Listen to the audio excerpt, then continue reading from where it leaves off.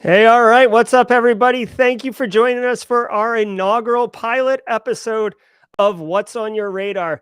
This is going to be an awesome show. And the idea behind it is it's senior practitioners within the industry bringing something to you that's on their radar right now. Why is it on their radar? What's the bigger implications of it? And how did they see it?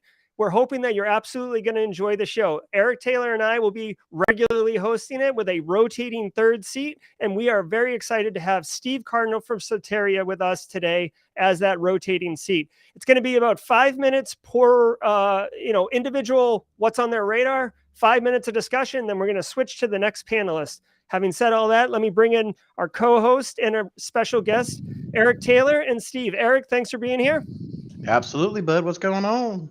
Not much. And Steve, thank you so much for stepping into the fire and experiencing what's on your radar. Thanks for having me. Always a pleasure to be on mic with you and working with this project. Yep, absolutely. All right, so let's just dig in. Steve, what's on your radar?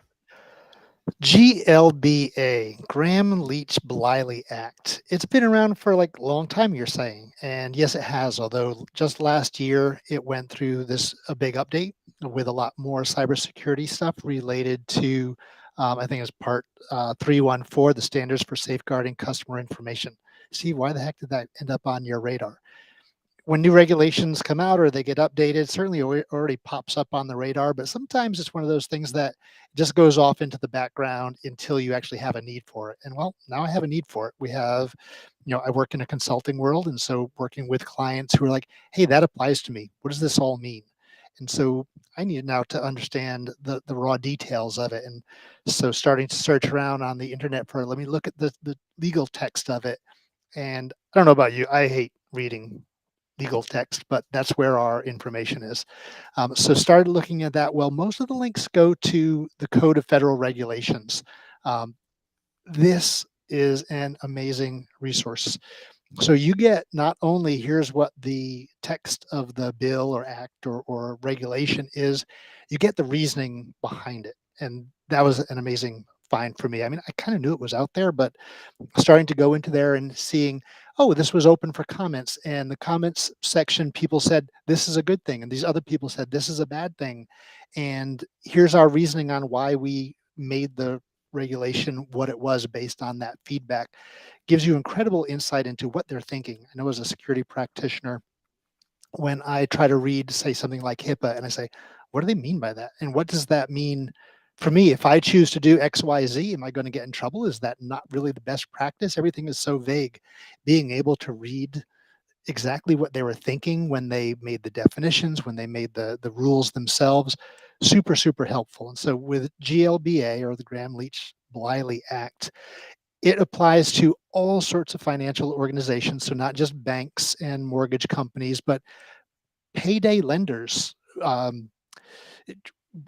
Where do you turn in a guitar to get some money there? Those places, real estate appraisers, stuff like that. There's a lot of organizations who GLBA actually applies to. And so recognizing as I'm reading through this stuff, who is it applicable to? What does it actually mean? MFA everywhere. Did you know it has MFA everywhere? If you have a system that either holds personally, it's not PII that they're talking about either. It's identifiable financial information. So it has to be related to some financial, services that you have been providing to them.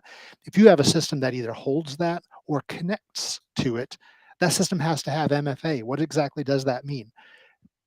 That's why I'm reading it. And that's why it is on my radar, because before you jump into trying to apply this, you need to know, what am I getting into? What do they really mean by this? And so that is why GLBA is on my radar. Guys, got any questions on that? Comments? Have you dug into the federal regulations before? It's interesting, Steve, because I have done a lot of, federal work, right, with FISMA, FedRAMP, then HIPAA.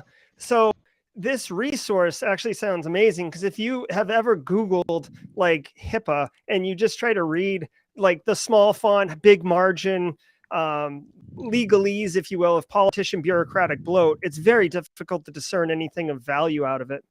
Yeah, and actually, it's the Federal Register. I think I had my wrong tab up there, so I probably gave the wrong name. But the Federal Register, and so anytime I think in this case, the FTC says, "All right, we're putting out something new," they have to publish it, and so it's the Daily Journal of the United States government.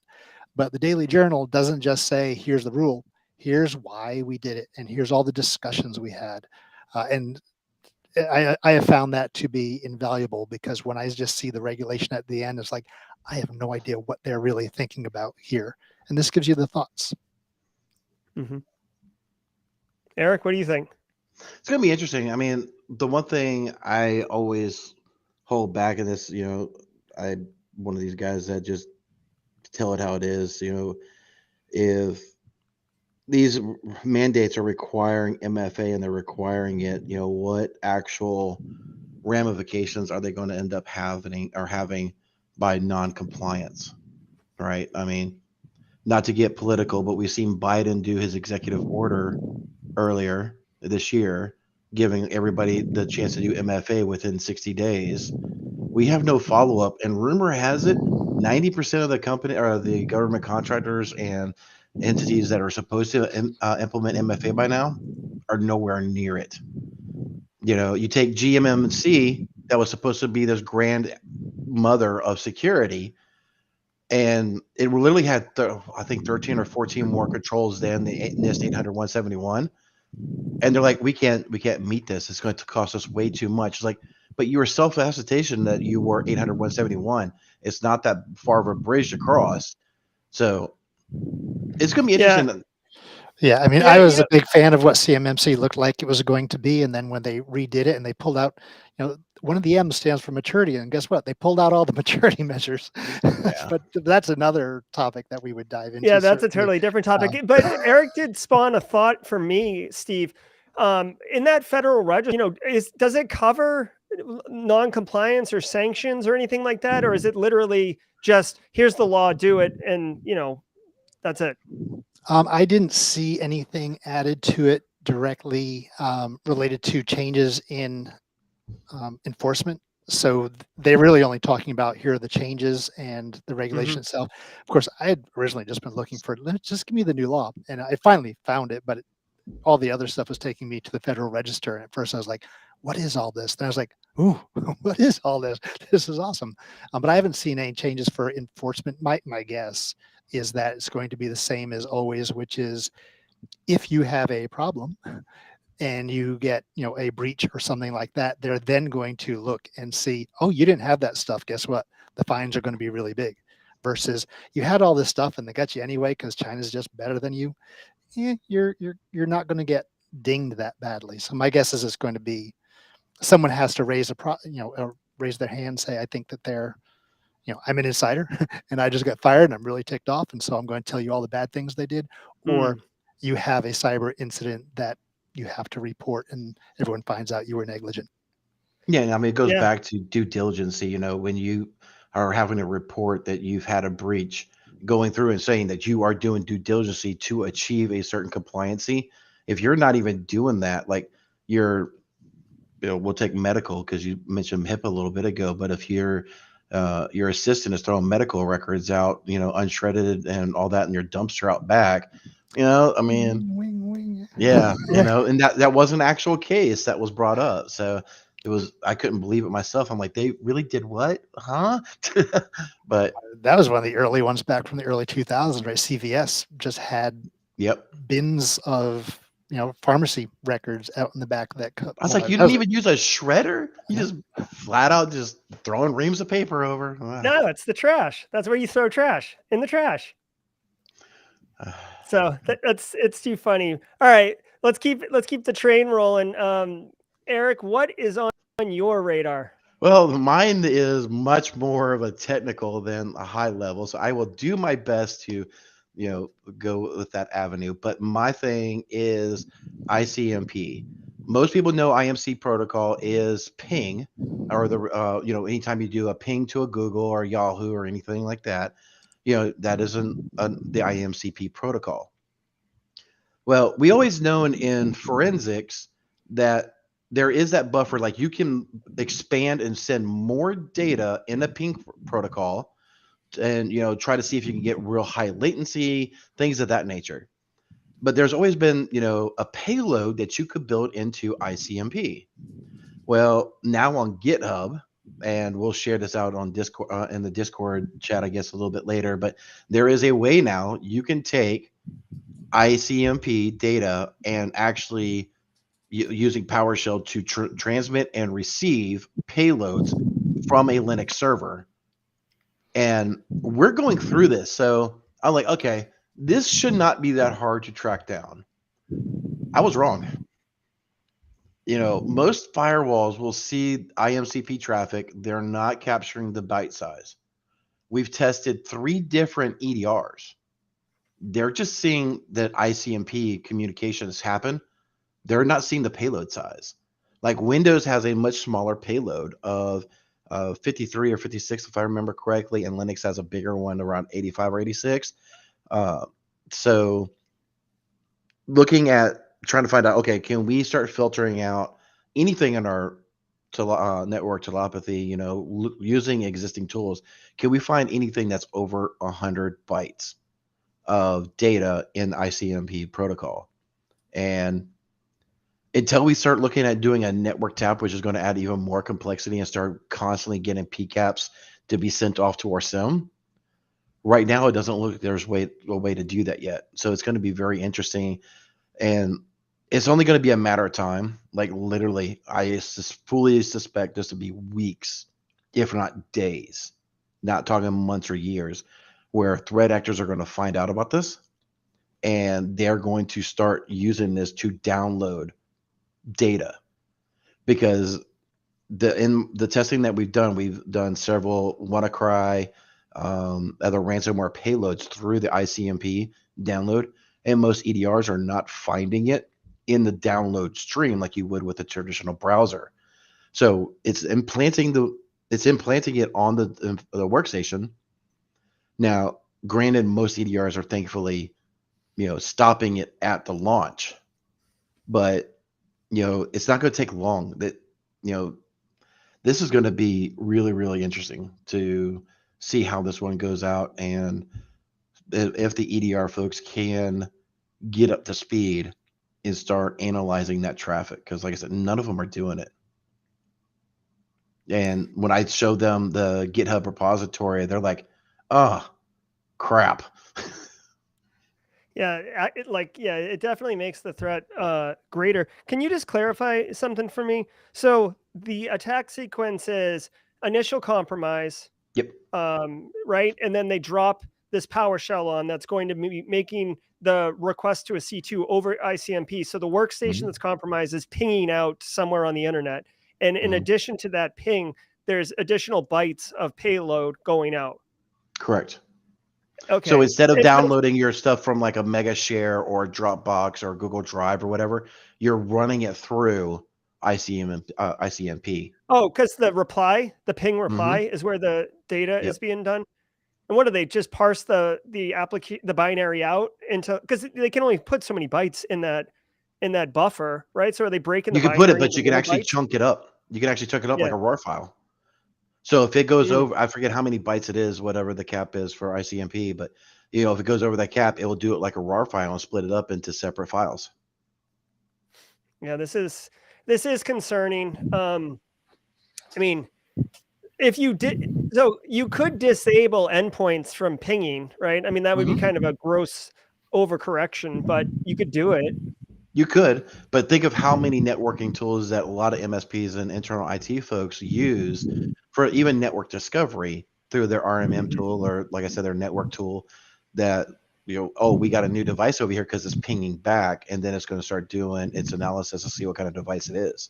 If you're removing the ability to do any sort of ICMP traffic inside, you're crippling a lot of the networking tools already.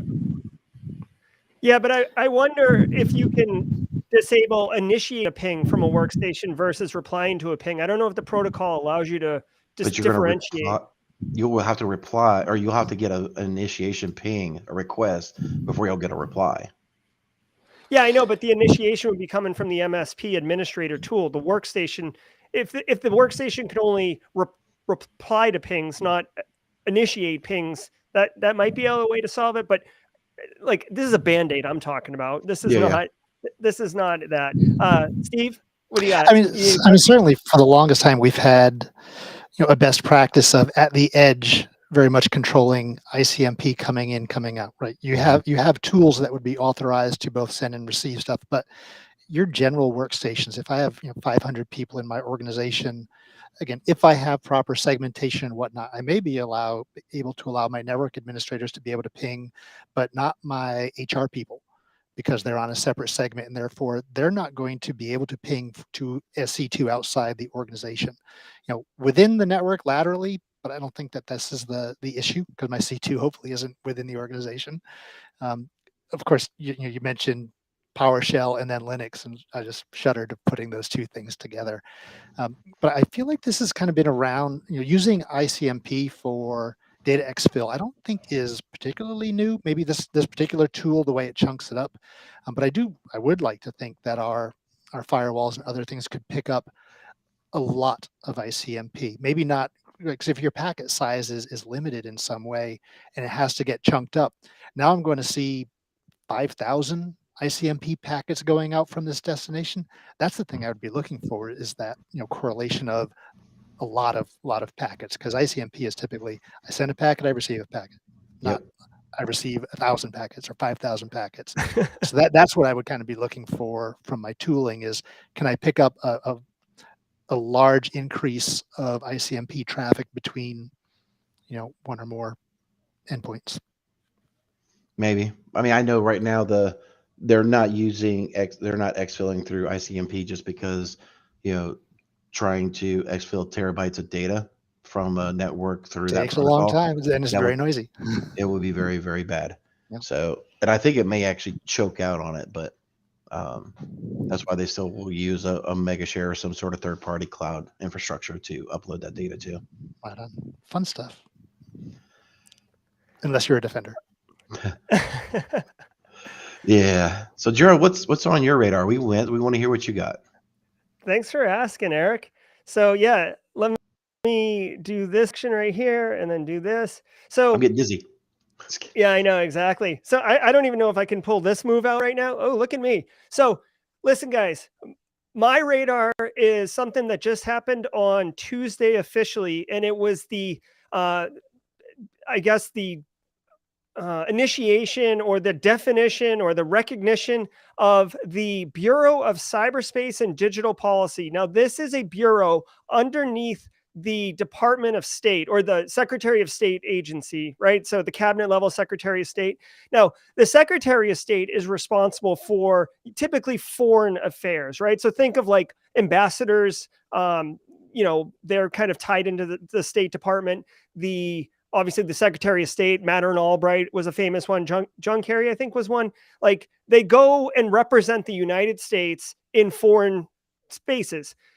The Bureau of Cyberspace and Digital Policy's mission is it's according to the thing here, it's to address national security challenges, economic opportunities, and values considerations presented by cyberspace, digital technologies, digital policy, and promote standards and norms that are fair, transparent, and support our values.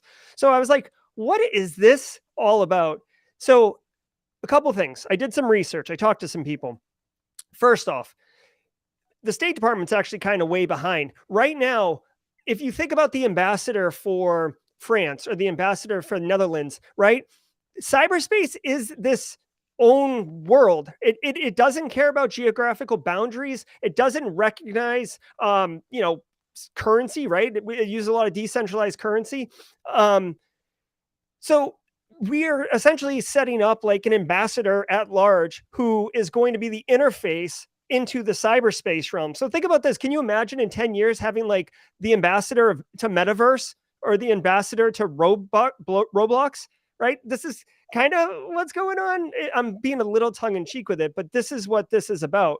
Now, they are going to be defining norms, and I think it'll be treated as like international norms for behavior and policy within the cybersecurity realm. And I find this wildly fascinating because if you look at what happened or what is happening in Ukraine right now, Ukraine basically asked the world from a crowdsourcing perspective. I don't care what nationality you are, or what country you align with. If you want to be part of the IT army, here's a list of assets you can attack. Come join the cause. Glory to Ukraine. And like that doesn't align to borders or national identity or anything. So there's this I mean, again, this is why I was saying they're a little late to the game. There's this transformation of identity of who you are and what you align with. So I applaud the United States for putting this in place and wanting to do it. Now, here's my second thing that kind of caused me to tip my head and be like, what the hell? So the official over it right now is Jennifer Bacchus. You can see her right here. Degree in economics, speaks 5 languages. I might be off by one, but she is a career bureaucrat. And I talked to my source and I said, listen, why are they putting a bureaucrat in charge of cyber policy? Like, I don't get that. And I was told, oh, dude, when you stand up something like this, there's going to be a lot of Washington, D.C. infighting because basically this department is going to be taking power away from other departments. Right now, it's pretty splintered, right? The NSA has their thing. FBI has their thing, right? There's different branches and agencies that have pieces of cyber, and this is partially a consolidation. So you need a career diplomat or a bureaucrat to be able to navigate those waters, to be able to actually solidify the power of this bureau to actually be effective and do something. So, basically initiate kind of your classic storm norm form, right? So she's going to get in there, consolidate power, establish what's going on, and then hand it over to some elected or assigned ambassador at large who will effectively be the face and interface to the cyberspace. So that's what's on my radar, guys. What do you think? Any thoughts? Nothing can be cured without adding just a little bit more government, because we already have departments and committees and now a bureau, and it's a good place to put your socks. It's just more and more. We have 15 standards. Let's make a new one. Now we have 16 standards. I'm sorry, call me skeptical, Steve. You always have known me that way, Jerry. I don't see how this helps much of anything, but it looks like movement. Eric, what are your thoughts? So people in Charleston will know this term when I say I just want to go play on the 526 interchange in traffic right about 5 o'clock. This just screams another kind of what you were saying. Show me a government agency that has run well, and I'll show you, some explicit terms. But, I don't know, man. This just seems like a massive dumpster fire to me. This is short and sweet of putting this thing. I mean, I just don't see how this is going to benefit a freaking thing by any means. So let's get a little there's this whole thing that I'm not very familiar with of the new world order that's being thrown around in the political sphere. Is this by chance anything to do with that garbage? I don't think so. I think that this is the United States effort to identify cyberspace as a realm, although it's not a physical one you can travel to. It's a realm that is mostly been seen as a potential military theater, but now with decentralized currency and the metaverse turning into a thing and digital assets, they're realizing that this is something that they want to have federal influence on defining what is appropriate, what is normal. Like just to give you a quick real example, somebody filed sexual harassment charges because they were sexually harassed in the metaverse. So like an avatar walked up and just like was on their avatar going at it, and like they didn't like it, they felt violated. Okay. Yeah. That took place in the metaverse. The person that was doing the violation, they could have been in Maldives, and the individual who was feeling threatened or harassed could be in Canada. Whose laws apply here? Who is defining what is okay? And if it's the big tech firm that's defining acceptable use or whatever, that's fine. You get removed from the platform, but there's no criminal, judicial, nothing that can be mapped to this because it's not Mm-hmm. it's not on soil belonging to a nation state. And I think this is part of their effort of trying to like get their arms around it to define, like I said, norms and standards, and basically try to use U.S. power, to help influence that. I'm sure to the benefit of us, but that's what I suspect is going on. Yeah, I think the Department of State or the State Department is probably the right one to start working on those treaties, right? Because they are responsible for all that, foreign diplomacy and whatnot, and try to figure out how are we going to figure this stuff out. We have just built this massive societal impacting technology, not just built it. It's been around for decades now, but we have layered trillions and trillions of dollars worth of economic power on here, and political power and social power on here. We've built it, everybody came, and now we don't know what the heck to do with it. How do we prevent it from just completely collapsing society? And yeah, we need to get people to start talking to each other and reach agreements. But I think the people who will reach agreements are mostly the ones who are kind of in agreement already. They're just going to solidify it, and then you're going to have your heavy duty actors that we don't get along with, and they would say the same about us, going to not do anything in that space or agree to anything that we want. So again, I don't know that they'll actually get anywhere, but I mean, the intent is good, because if the internet comes tumbling down, everything comes tumbling down with it, because we've built so much on top of it.